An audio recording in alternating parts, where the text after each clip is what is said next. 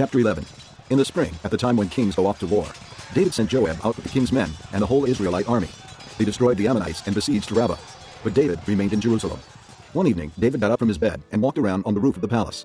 From the roof he saw a woman bathing. The woman was very beautiful, and David sent someone to find out about her. The man said, "Isn't this Bathsheba, the daughter of Eliam, and the wife of Uriah the Hittite?" Then David sent messengers to get her. She came to him, and he slept with her. She had purified herself from her uncleanness. Then she went back home. The woman conceived and sent word to David, saying, "I am pregnant." So David sent this word to Joab. "Send me Uriah the Hittite." And Joab sent him to David. When Uriah came to him, David asked him how Joab was, how the soldiers were, and how the war was going. Then David said to Uriah, "Go down to your house and wash your feet." So Uriah left the palace, and a gift from the king was sent after him. But Uriah slept at the entrance to the palace with all his master's servants, and did not go down to his house. When David was told, Uriah did not go home. He asked him, "Haven't you just come from a distance? Why didn't you go home?" Uriah said to David, "The ark and Israel and Judah are staying in tents, and my master Joab and my lord's men are camped in the open fields. How could I go to my house to eat and drink and lie with my wife? As surely as you live, I will not do such a thing." Then David said to him, "Stay here one more day, and tomorrow I will send you back." So Uriah remained in Jerusalem that day and the next. At David's invitation, he ate and drank with him, and David made him drunk. But in the evening, Uriah went out to sleep on his mat among his master's servants. He did not go home. In the morning, David wrote a letter to Joab and sent it with Uriah. In it he wrote, "Put Uriah in the front line, where the fighting is fiercest. Then withdraw from him so he will be struck down and die." So while Joab had the city under siege, he put Uriah at a place where he knew the strongest defenders were. When the men of the city came out and fought against Joab, some of the men in David's army fell. Moreover, Uriah the Hittite died. Joab sent David a full account of the battle. He instructed the messenger, "When you have finished giving the king this account of the battle, the king's anger may flare up, and he may ask you, 'Why did you get so close to the city to fight? Didn't you know they would shoot arrows from the wall? Who killed Abimelech, son of Jerubbesheth? Didn't a woman throw an upper millstone on him from the wall, so that he died in Thebez? Why did you get so close to the wall?' If he asks you this, then say to him, 'Also, your servant Uriah the Hittite is dead.'" The messenger set out, and when he arrived, he told David everything Joab had sent him to say. The messenger said to David, "The men overpowered us and came out against us in the open. We drove them back to the entrance to the city gate. Then the archers shot arrows at your servants from the wall, and some of the king's men died. Moreover, your servant Uriah the Hittite is dead." David told the messenger, "Say this to Joab. Don't let this upset you. The sword devours one as well as another. Press the attack against the city and destroy it. Say this to encourage Joab." When Uriah's wife heard that her husband was dead, she mourned for him. After the time of mourning was over, David had her brought to his house, and she became his wife and bore him a son. But the thing David had done displeased the Lord. Chapter 12. The Lord sent Nathan to David. When he came to him, he said, There were 2 men in a certain town, one rich and the other poor. The rich man had a very large number of sheep and cattle, but the poor man had nothing except one little ewe lamb he had bought. He raised it, and it grew up with him and his children. It shared his food, drank from his cup, and even slept in his arms. It was like a daughter to him. Now a traveler came to the rich man, but the rich man refrained from taking one of his own sheep or cattle to prepare a meal for the traveler who had come to him. Instead, he took the ewe lamb that belonged to the poor man and prepared it for the one who had come to him. David burned with anger against the man and said to Nathan, "As surely as the Lord lives, the man who did this deserves to die. He must pay for that lamb 4 times over, because he did such a thing and had no pity." Then Nathan said to David, You are the man. This is what the Lord, the God of Israel, says. I anointed you king over Israel, and I delivered you from the hand of Saul. I gave your master's house to you and your master's wives into your arms. I gave you the house of Israel and Judah. And if all this had been too little, I would have given you even more. Why did you despise the word of the Lord by doing what is evil in his eyes? You struck down Uriah the Hittite with the sword and took his wife to be your own. You killed him with the sword of the Ammonites. Now, therefore, the sword will never depart from your house, because you despised me and took the wife of Uriah the Hittite to be your own. This is what the Lord says. Out of your own household I am going to bring calamity upon you. Before your very eyes I will take your wives and give them to one who is close to you, and he will lie with your wives in broad daylight. You did it in secret, but I will do this thing in broad daylight before all Israel." Then David said to Nathan, "I have sinned against the Lord." Nathan replied, The Lord has taken away your sin. You are not going to die. But because by doing this you have made the enemies of the Lord show utter contempt, the son born to you will die. After Nathan had gone home, the Lord struck the child that Uriah's wife had borne to David, and he became ill. David pleaded with God for the child. He fasted and went into his house and spent the nights lying on the ground. The elders of his household stood beside him to get him up from the ground, but he refused, and he would not eat any food with them. On the 7th day, the child died. David's servants were afraid to tell him that the child was dead, for they thought, While the child was still living, we spoke to David, but he would not listen to us. How can we tell him the child is dead? He may do something desperate. David noticed that his servants were whispering among themselves, and he realized the child was dead. "Is the child dead?" He asked. Yes, They replied. he is dead. Then David got up from the ground. After he had washed, put on lotions, and changed his clothes, he went into the house of the Lord and worshipped. Then he went to his own house, and at his request they served him food, and he ate. His servants asked him, Why are you acting this way? While the child was alive, you fasted and wept. But now that the child is dead, you get up and eat. He answered, While the child was still alive, I fasted and wept. I thought, who knows, the Lord may be gracious to me and let the child live. But now that he is dead, why should I fast? Can I bring him back again? I will go to him, but he will not return to me. Then David comforted his wife Bathsheba, and he went to her and lay with her. She gave birth to a son, and they named him Solomon. The Lord loved him, and because the Lord loved him, he sent word through Nathan the prophet to name him Jedediah. Meanwhile, Joab fought against Rabbah of the Ammonites and captured the royal citadel. Joab then sent messengers to David, saying, I have fought against Rabbah and taken its water supply.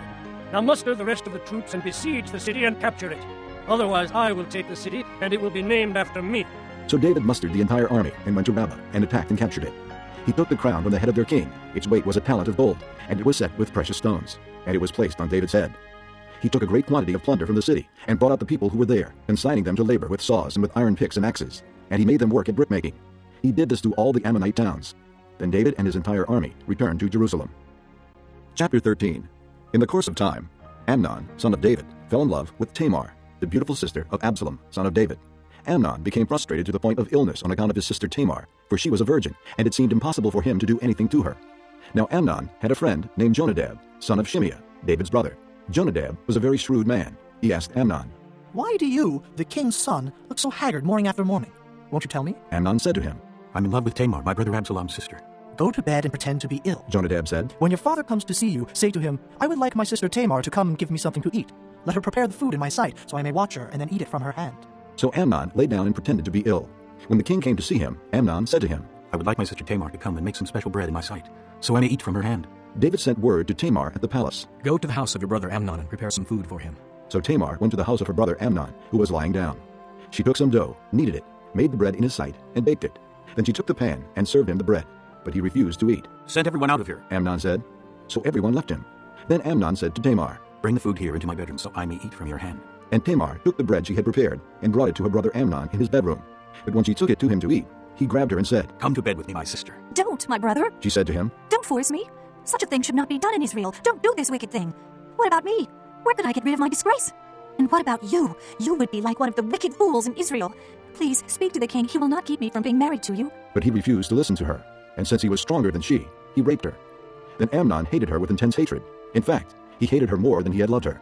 Amnon said to her, Get up and get out. No. She said to him, Sending me away would be a greater wrong than what you have already done to me. But he refused to listen to her. He called his personal servant and said, Get this woman out of here and bolt the door after her. So his servant put her out and bolted the door after her. She was wearing a richly ornamented robe, for this was the kind of garment the virgin daughters of the king wore. Tamar put ashes on her head and tore the ornamented robe she was wearing. She put her hand on her head and went away, weeping aloud as she went. Her brother Absalom said to her, Has that Amnon, your brother, been with you? Be quiet now, my sister. He is your brother. Don't take this thing to heart. And Tamar lived in her brother Absalom's house, a desolate woman. When King David heard all this, he was furious. Absalom never said a word to Amnon, either good or bad. He hated Amnon because he had disgraced his sister Tamar. 2 years later, when Absalom's sheep shearers were at Baal-Hazor near the border of Ephraim, he invited all the king's sons to come there. Absalom went to the king and said, Your servant has had shearers come. Will the king and his officials please join me? No, my son. The king replied. All of us should not go. We would only be a burden to you. Although Absalom urged him, he still refused to go, but gave him his blessing. Then Absalom said, If not, please let my brother Amnon come with us. The king asked him. Why should he go with you? But Absalom urged him, so he sent with him Amnon and the rest of the king's sons. Absalom ordered his men. Listen, when Amnon is in high spirits from drinking wine, and I say to you, Strike Amnon down and kill him. Don't be afraid. Have not I given you this order? Be strong and brave. So Absalom's men did to Amnon what Absalom had ordered. Then all the king's sons got up, mounted their mules, and fled. While they were on their way, the report came to David. Absalom has struck down all the king's sons. Not one of them is left. The king stood up, tore his clothes, and lay down on the ground, and all his servants stood by with their clothes torn. But Jonadab, son of Shimeah, David's brother, said, My lord should not think that they killed all the princes. Only Amnon is dead. This has been Absalom's expressed intention ever since the day Amnon raped his sister Tamar. My lord the king should not be concerned about the report that all the king's sons are dead. Only Amnon is dead. Meanwhile, Absalom had fled. Now the man standing watch looked up and saw many people on the road west of him, coming down the side of the hill.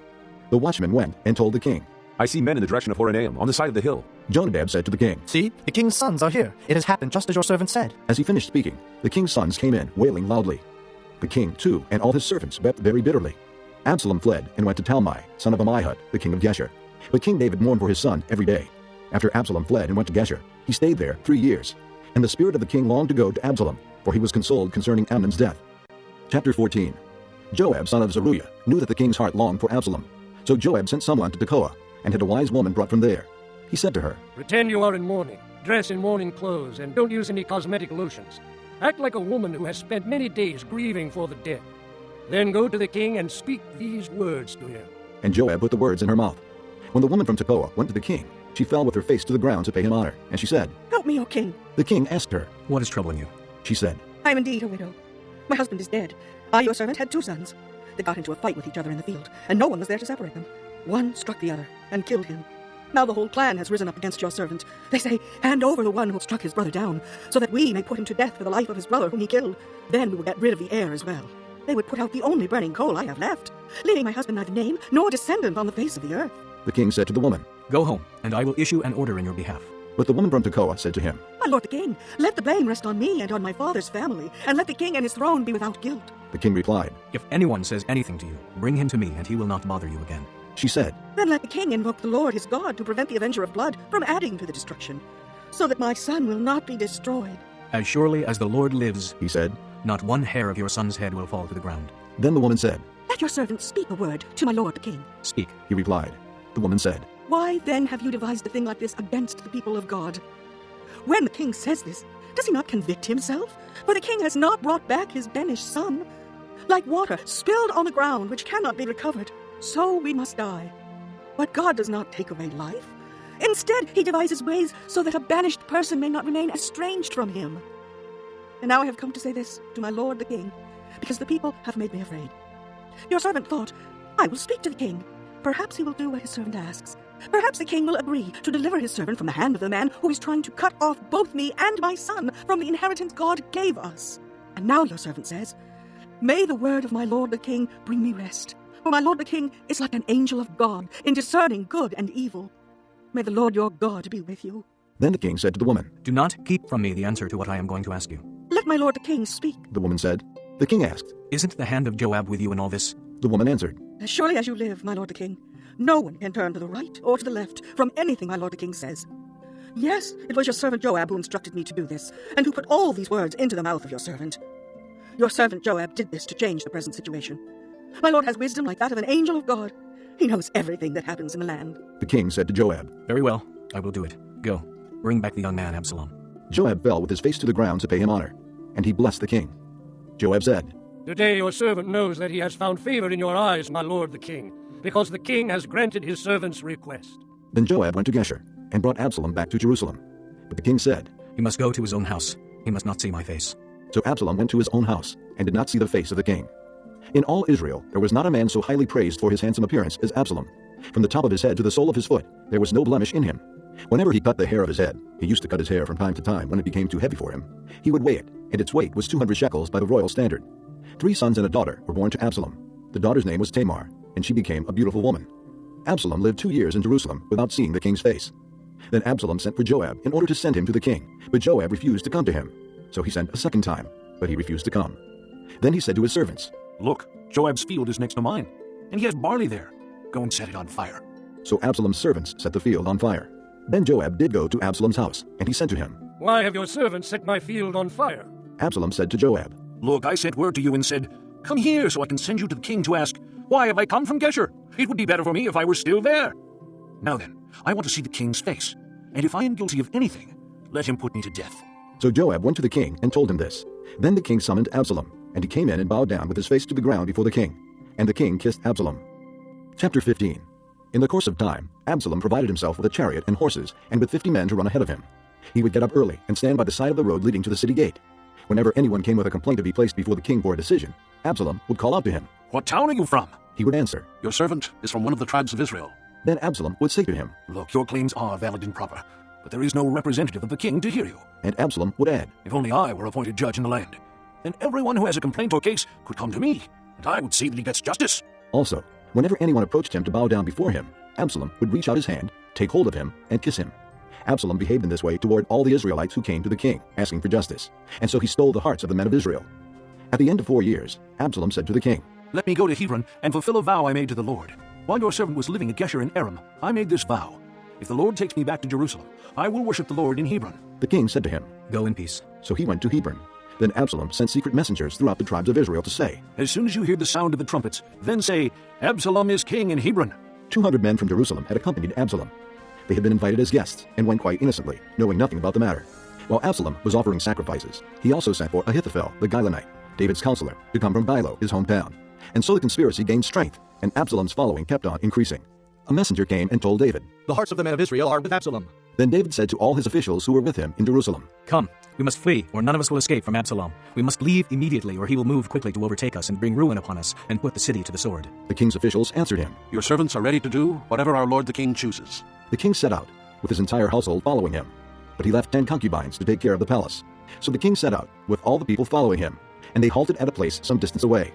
All his men marched past him, along with all the Kerethites and Pelethites, and all the 600 Gittites who had accompanied him from Gath marched before the king. The king said to Ittai the Gittite, Why should you come along with us? Go back and stay with King Absalom. You are a foreigner, an exile from your homeland. You came only yesterday, and today shall I make you wander about with us, when I do not know where I am going? Go back, and take your countrymen. May kindness and faithfulness be with you.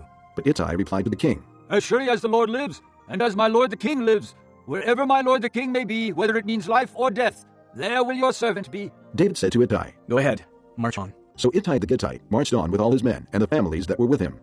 The whole countryside wept aloud as all the people passed by. The king also crossed the Kidron Valley, and all the people moved on toward the desert. Zadok was there too, and all the Levites who were with him were carrying the Ark of the Covenant of God.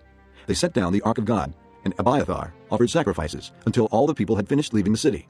Then the king said to Zadok, Take the Ark of God back into the city. If I find favor in the Lord's eyes, he will bring me back and let me see it and his dwelling place again.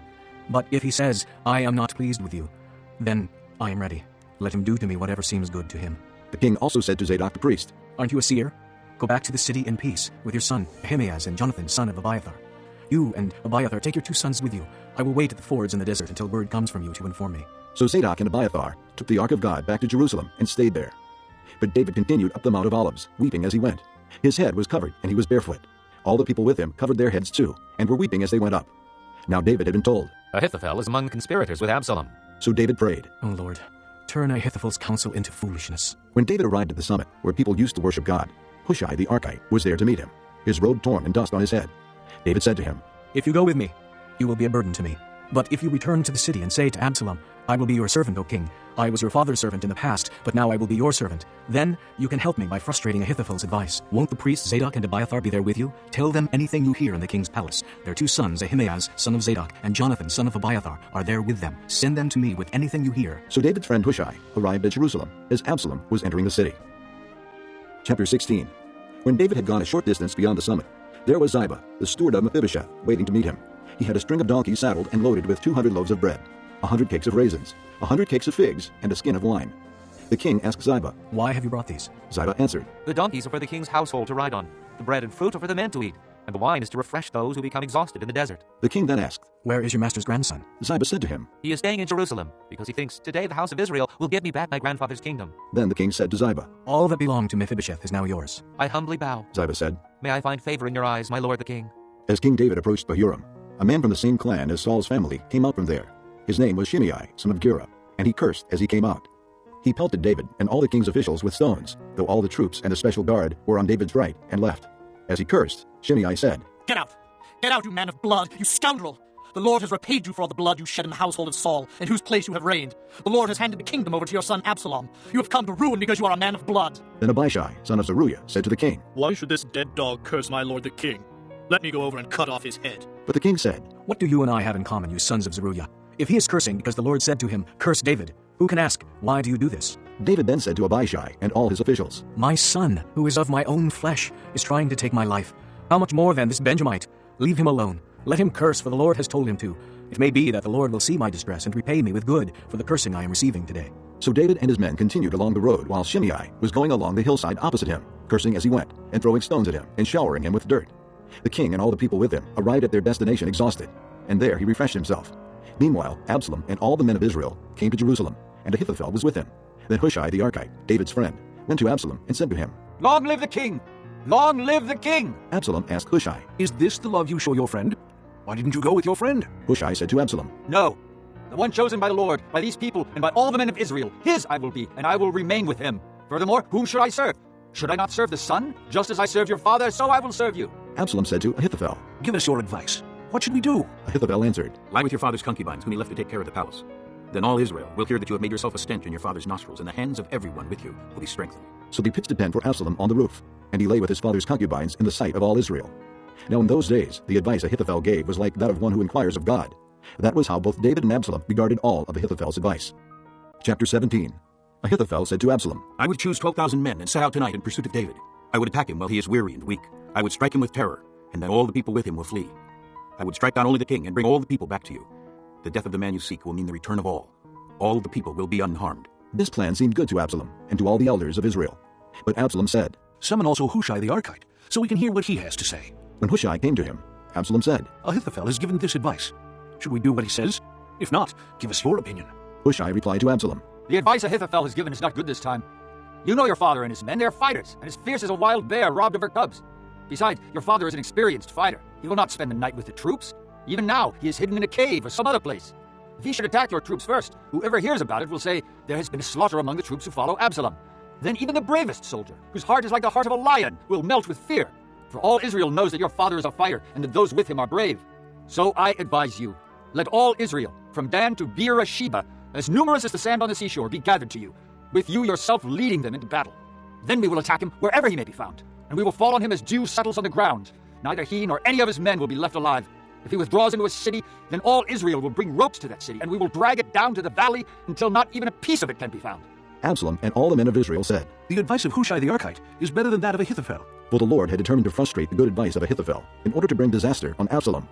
Hushai told Zadok and Abiathar the priests, Ahithophel has advised Absalom and the elders of Israel to do such and such, but I have advised them to do so and so. Now send a message immediately and tell David, Do not spend the night at the fords in the desert. Cross over without fail, or the king and all the people with him will be swallowed up. Jonathan and Ahimaaz were staying at Enrogel. A servant girl was to go and inform them, and they were to go and tell King David, for they could not risk being seen entering the city. But a young man saw them and told Absalom, so the two of them left quickly and went to the house of a man in Bahurim. He had a well in his courtyard, and they climbed down into it. His wife took a covering and spread it out over the opening of the well and scattered grain over it. No one knew anything about it. When Absalom's men came to the woman at the house, they asked, Where are Ahimaaz and Jonathan? The woman answered them. They crossed over the brook. The men searched but found no one, so they returned to Jerusalem. After the men had gone, the two climbed out of the well and went to inform King David. They said to him, Set out and cross the river at once. Ahithophel has advised such and such against you. So David and all the people with him set out and crossed the Jordan. By daybreak, no one was left who had not crossed the Jordan. When Ahithophel saw that his advice had not been followed, he saddled his donkey and set out for his house in his hometown. He put his house in order and then hanged himself. So he died and was buried in his father's tomb. David went to Mahanaim, and Absalom crossed the Jordan with all the men of Israel. Absalom had appointed Amasa over the army in place of Joab. Amasa was the son of a man named Jether, an Israelite who had married Abigail, the daughter of Nahash, and sister of Zeruiah, the mother of Joab. The Israelites and Absalom camped in the land of Gilead. When David came to Mahanaim, Shobai, son of Nahash, from Rabbah of the Ammonites, and Machir, son of Amiel, from Lo-debar, and Barzillai the Gileadite from Rogelim, brought bedding and bowls and articles of pottery. They also brought wheat and barley, flour and roasted grain, beans and lentils, honey and curds, sheep, and cheese from cow's milk for David and his people to eat. For they said, The people have become hungry and tired and thirsty in the desert. Chapter 18. David mustered the men who were with him, and appointed over them commanders of thousands and commanders of hundreds. David sent the troops out, a third under the command of Joab, a third under Joab's brother Abishai son of Zeruiah, and a third under Ittai the Gittite. The king told the troops, I myself will surely march out with you. But men said, You must not go out. If we are forced to flee, they won't care about us. Even if half of us die, they won't care. But you are worth 10,000 of us. It would be better now for you to give us support from the city. The king answered, I will do whatever seems best to you. So the king stood beside the gate, while all the men marched out in units of hundreds and of thousands. The king commanded Joab, Abishai, and Ittai, Be gentle with the young man Absalom, for my sake. And all the troops heard the king giving orders concerning Absalom to each of the commanders. The army marched into the field to fight Israel, and the battle took place in the forest of Ephraim. There the army of Israel was defeated by David's men, and the casualties that day were great, 20,000 men. The battle spread out over the whole countryside, and the forest claimed more lives that day than the sword. Now Absalom happened to meet David's men. He was riding his mule, and as the mule went under the thick branches of a large oak, Absalom's head got caught in the tree. He was left hanging in midair, while the mule he was riding kept on going. When one of the men saw this, he told Joab. I just saw Absalom hanging in an oak tree. Joab said to the man who had told him this, What? You saw him? Why didn't you strike him to the ground right there? Then I would have had to give you 10 shekels of silver and a warrior's belt. But the man replied, Even if 1,000 shekels were weighed out into my hands, I would not lift my hand against the king's son. In our hearing the king commanded you and Abishai and Ittai, Protect the young man Absalom for my sake. And if I had put my life in jeopardy, and nothing is hidden from the king, you would have kept your distance from me. Joab said, I'm not going to wait like this for you. So he took 3 javelins in his hand and plunged them into Absalom's heart while Absalom was still alive in the oak tree. And 10 of Joab's armor-bearers surrounded Absalom, struck him, and killed him. Then Joab sounded the trumpet, and the troops stopped pursuing Israel, for Joab halted them.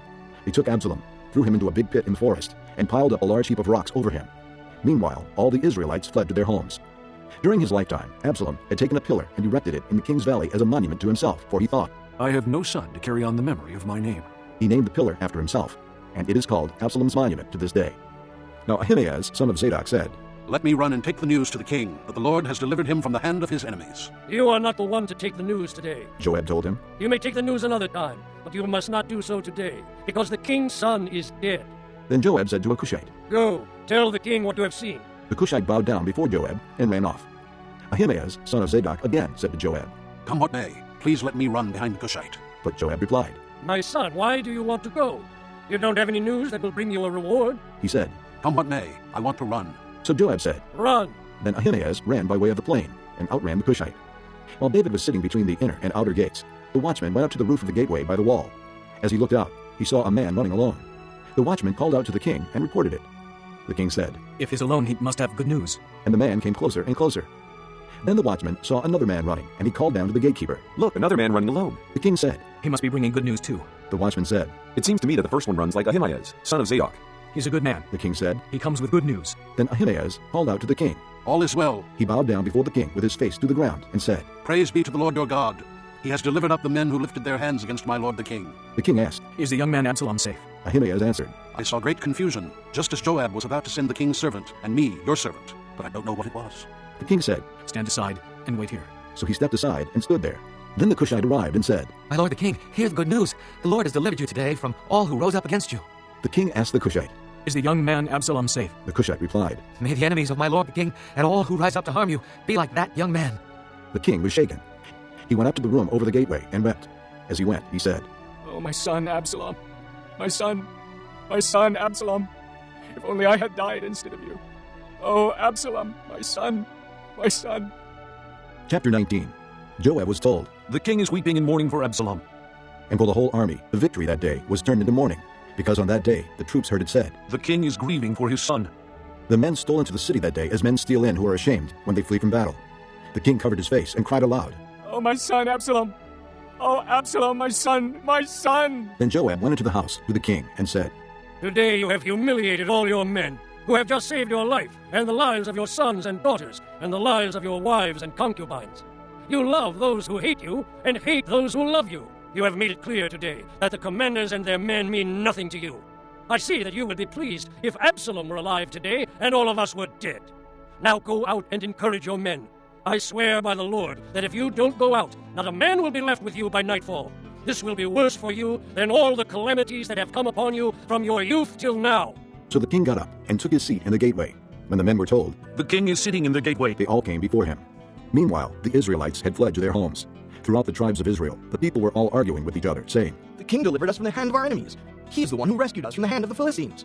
But now he has fled the country because of Absalom. And Absalom, who would be anointed to rule over us, has died in battle. So why do you say nothing about bringing the king back? King David sent this message to Zadok and Abiathar, the priests. Ask the elders of Judah, why should you be the last to bring the king back to his palace, since what is being said throughout Israel has reached the king at his quarters? You are my brothers, my own flesh and blood, so why should you be the last to bring back the king? And say to Amasa, Are you not my own flesh and blood? May God deal with me, be it ever so severely, if from now on you are not the commander of my army in place of Joab. He won over the hearts of all the men of Judah, as though they were one man. They sent word to the king, Return, you and all your men. Then the king returned and went as far as the Jordan. Now the men of Judah had come to Gilgal to go out and meet the king and bring him across the Jordan. Shimei, son of Gera, the Benjamite from Bahurim, hurried down with the men of Judah to meet King David. With him were 1,000 Benjamites, along with Ziba, the steward of Saul's household, and his 15 sons and 20 servants. They rushed to the Jordan where the king was. They crossed at the ford to take the king's household over, and to do whatever he wished.